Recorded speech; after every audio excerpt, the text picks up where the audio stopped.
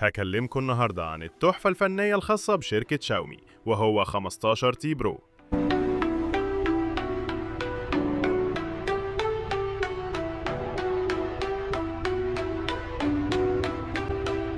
خليني أكلمكم الأول على أبرز الإضافات على الهاتف أو الحاجات المميزة فيه. في الأول كده الهاتف بيجي بإضافات فريدة على الكاميرات، وهي عدسة تقريب لايكا 5X برو مع خاصية تصوير الأضواء الموجهة، عدسة لايكا سيملوكس البصرية، ودي إضافات من شاومي على الكاميرات أول مرة تنضاف بهواتف شاومي.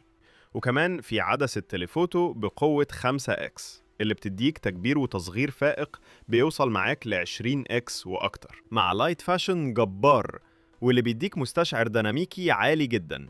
ده غير عدسة ال 7P اللي بتديك أعلى جودة لالتقاط صور رائعة. تاني حاجة وهو المعالج القوي اللي جاي بيه الهاتف، وهو ميديا تك دايمنستي 9400 بلس، وهو أقوى معالج حاليا من شركة ميديا تك، وبيقدم أداء جبار في تصفح الهاتف وبشكل كبير مع الألعاب.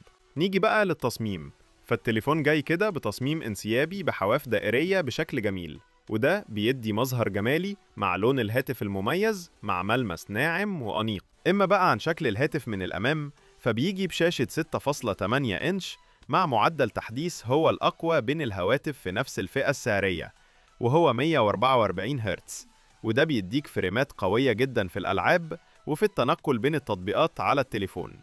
وكمان معاك شاشة بتشتغل بالذكاء الصناعي لدرجة إنها بتشوف وشك في أي اتجاه وتظبط اتجاه الشاشة بذكاء، وده كمان مع كشف القفل الذكي من خلال مراقبة الشاشة لوجهك. بطارية التليفون شايفها قليلة شوية، وهي بتيجي بسعة 5500 ملي أمبير، بس الهاتف بيجي بقوة شحن جبارة وهي 90 واط، وده بيعوض حتة البطارية شوية. وكمان الموبايل بيشحن معاك بشكل لاسلكي بقوة 50 واط. نيجي بقى لقوة الهاتف من الداخل والخارج، وهو بيجي بقوة حماية عالية طبعا من المية والغبار، مع مقاومة لخدوش الشاشة من نوع كورنينج غوريلا 7 عشان تستخدم الهاتف براحتك في المهام الصعبة. نيجي بقى لواجهة المستخدم الجبارة هايبر او اس 3 اللي جاية بخواص ذكاء صناعي بتستخدمها في شغلك أو في حياتك اليومية، اللي بتسهل عليك مهام كتير. وبكده أنا عرفتك أبرز إضافات شاومي الجديدة على هاتفها الجديد 15 تي برو عن هواتفها السابقة. يا رب يكون الفيديو عجبكم، يا ريت ما تنساش اللايك الجميل واشترك بالقناة وفعل الجرس عشان يوصلك كل جديد في عالم الموبايلات. سلام.